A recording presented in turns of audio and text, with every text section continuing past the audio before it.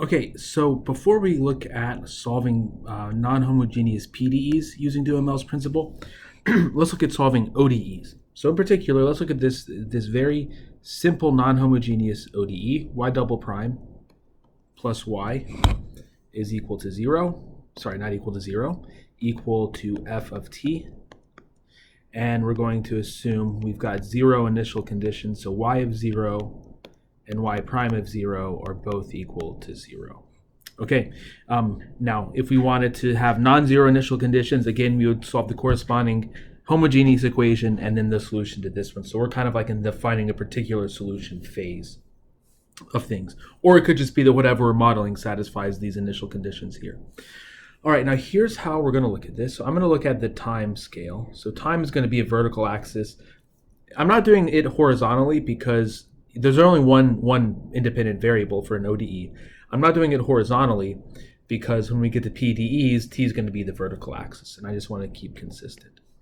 What I'm going to do is I'm going to chop up the line. I'm going to chop up this vertical t-axis into a bunch of small subintervals. So this is 0, and let's say this is the kth subinterval of width delta t.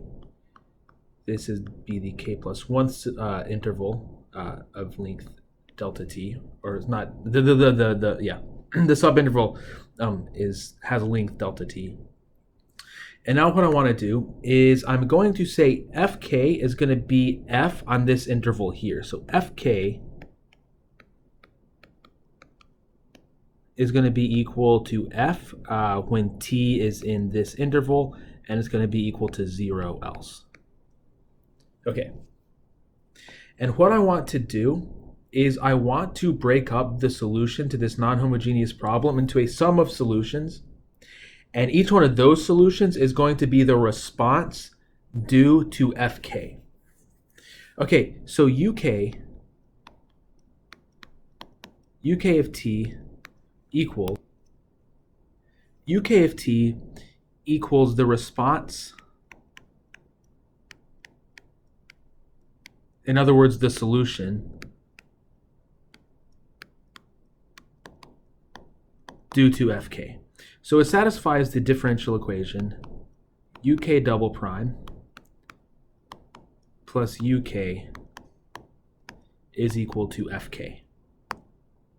Okay, and then the solution, so I'm using u because that's what we do in PDEs. I'm going to go back to y's though for ODEs. Whoops.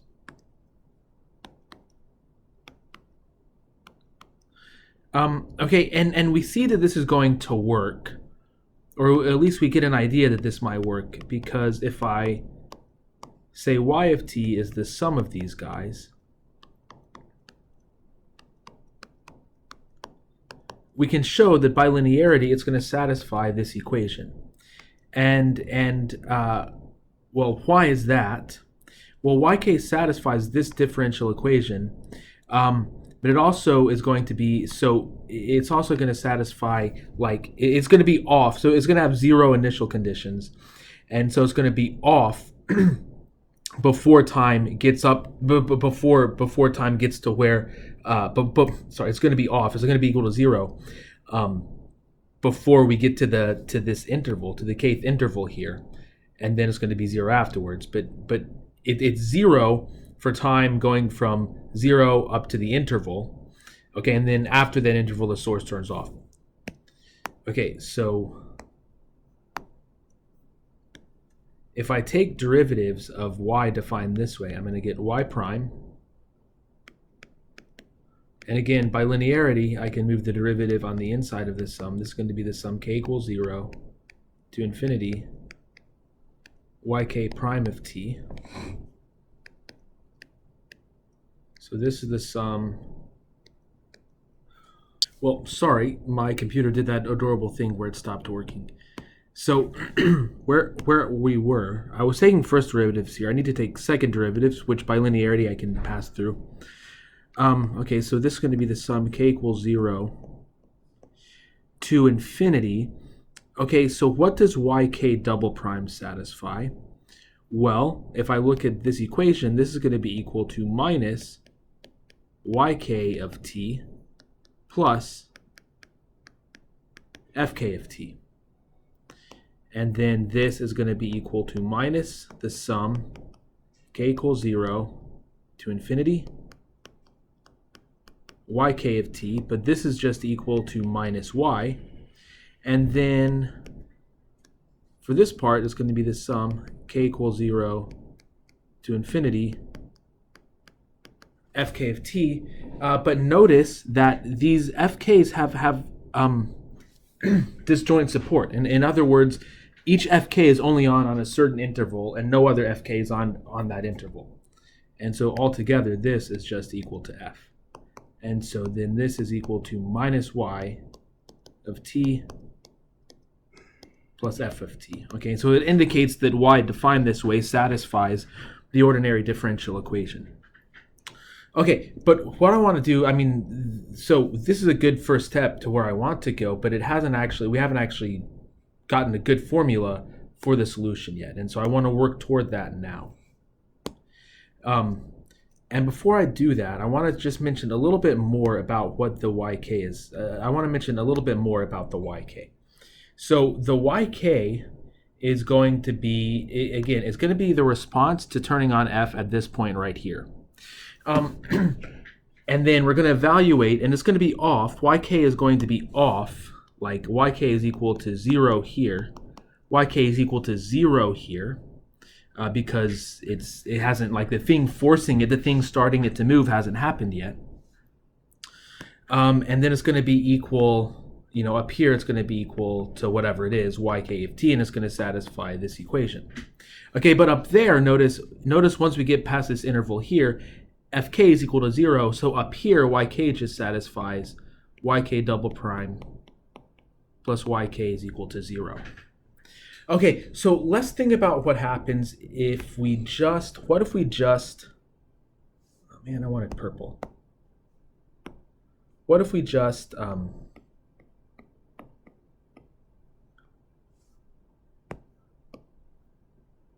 sorry.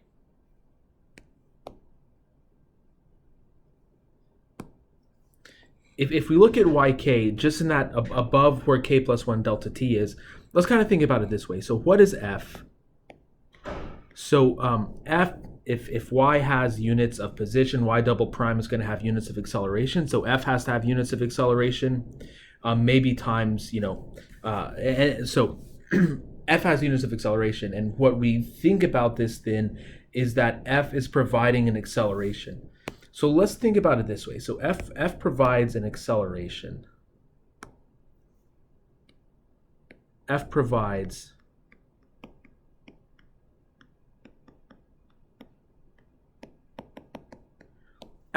acceleration. Now let's assume it's constant from k to k plus 1 delta t. It's not, but let's assume it's constant. And let's assume that on this interval, fk of t is just equal to f of k plus 1 delta t. And so what's going to happen from k delta t to k plus 1 delta t, we have this acceleration. And so it's accelerating the mass, like if it is a spring mass system or something, it's accelerating the mass at this acceleration and for the length of the interval, for delta t seconds. And so once the time gets to k plus 1 delta t,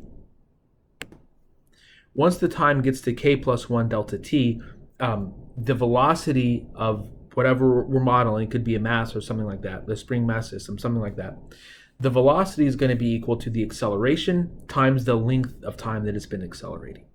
So let's think about it this way. If we think about it this way, for yk, let me say it this way, for t bigger than k plus 1 delta t, yk approximately satisfies the following differential equation. Yk double prime plus yk is equal to 0, with yk of k plus 1 delta t is equal to 0, and yk prime of k plus 1 delta t is equal to the acceleration times the length of time that is accelerating. Okay, imagine it's like a catapult or something. They like are that's sort of accelerating an object for a fixed acceleration for a fixed amount of time. Once it stops accelerating, then its speed is going to be equal. Excuse me. Its speed is going to be equal to the acceleration times the amount of time it was accelerated, and that's what we have here. This is acceleration times the time that it was accelerated, and then this right here is the initial velocity. Okay, so instead of thinking about the force as being as a non-homogeneous term as being an external force, we're going to just sort of forget about it and roll this into the initial velocity condition.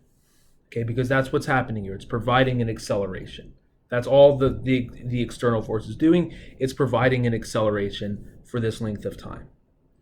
Okay, well, we know what the general solution is. We know then that yk of t is going to be equal to a cosine t plus b sine t.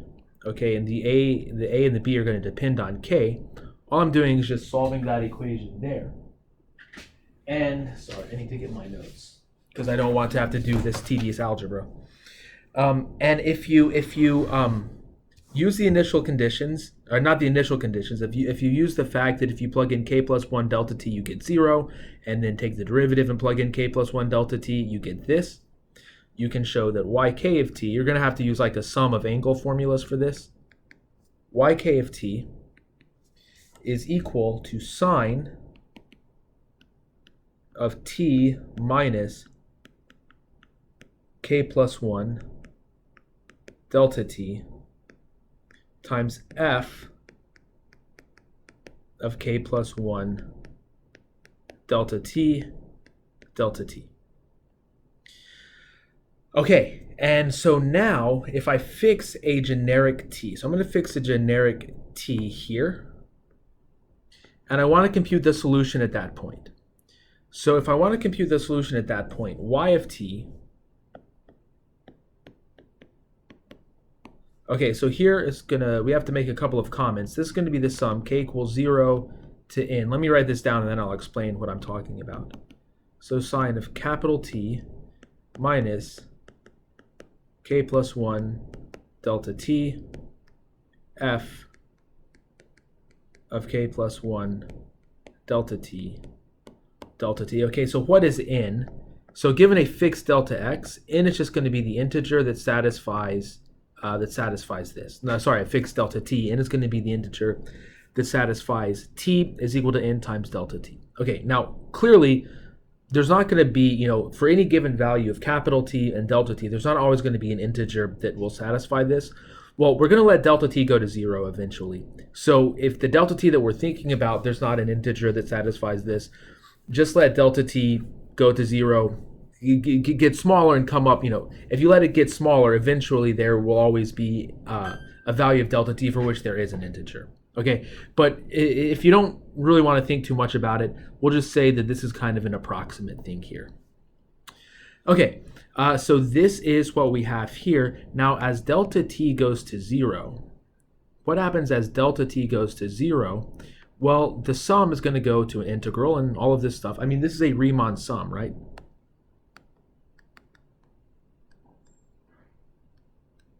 This is Riemann sum, and it's the Riemann sum for the integral from 0 to capital T, sine of capital T minus lowercase t, f of lowercase t. So in other words, like these are our t's, right? Just think back to Riemann sums. This is exactly like the right-hand endpoint rule or something like that. And then the delta t becomes dt. Okay, well, we don't actually... So we're integrating with respect to little t, and we're evaluating the function at capital T, but typically we evaluate the function at little t. That's just a variable that we use. So in this integral, t is a dummy variable, so we're just going to replace it with the dummy variable s. So it's going to be s going from 0 to t. So little t here represents, is big T there, and s is little t. I'm just trying to, it's going to be the same formula. I just want to write it in, standard form. So this is going to be sine of t minus s f of s ds. Okay, now here's an exercise.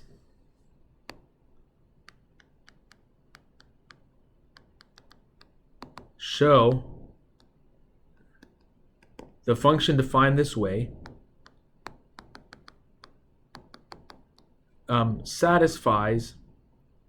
show that the function defined this way satisfies y double prime plus y equals f, y of 0 equals y prime of 0 equals 0. Okay, so you're going to have to differentiate under the integral sign, and there's t both in the limit and in the integral, so you're going to have to use the Leibniz rule.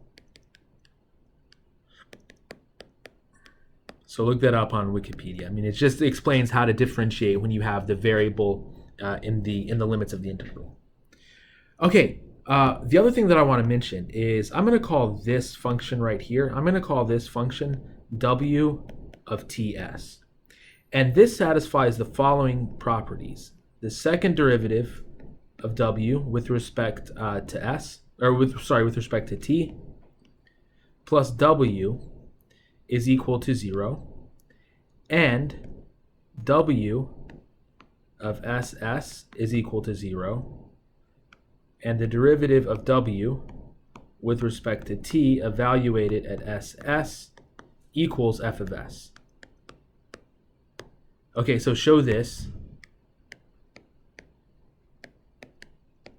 I mean, you're just going to have to compute it, so show that. Okay, so what does that matter? Well, it means that we can rewrite what we have. It means we can rewrite the solution as y of t is equal to the integral from 0 to t w of ts ds. Okay, and so now the exercise is show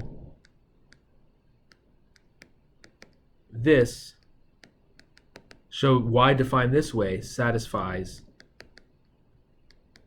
y double prime plus y equals f, and y of 0 equals y prime of 0 equals 0. And since when you show this, the only thing that you can use is that information there, because that's all you know about w. Okay, so in other words, I don't want you to solve, say like, okay, well, w satisfies this, and so that means its solution is this. I want you to only use this purple information here.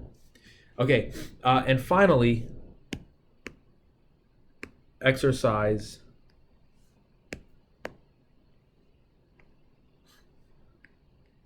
and these are also good things to talk about in the discussion.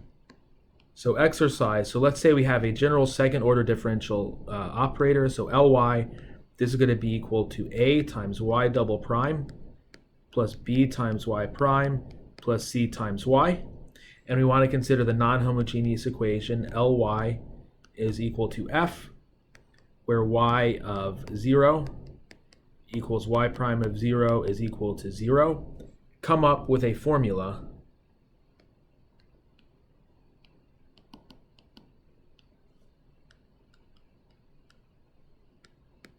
like what we have above.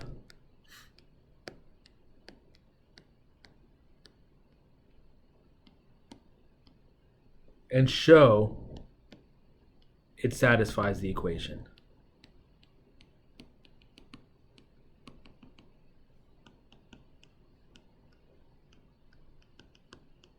Okay, and again, like so part of the thing here is I don't want you to just like compute a solution to this. In fact, you can. There's like their a, b, c could depend on functions. They're not necessarily constants.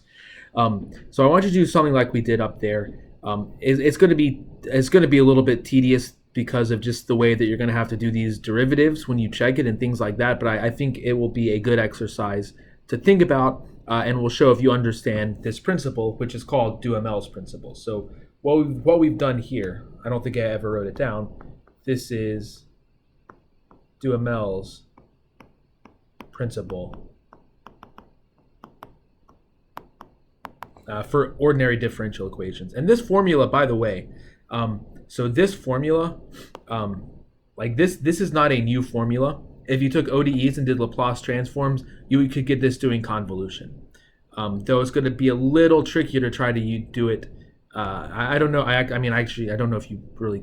Well, it's going to be harder to do it. It's going to be harder to do it using Laplace transforms for a more general second order equation like this, where the variables could be, or where the coefficients could be variables. In other words, A, B, and C could depend on X or T. That's the variable here. Okay, next video we're going to look at doing Duhamel's principle for partial differential equations.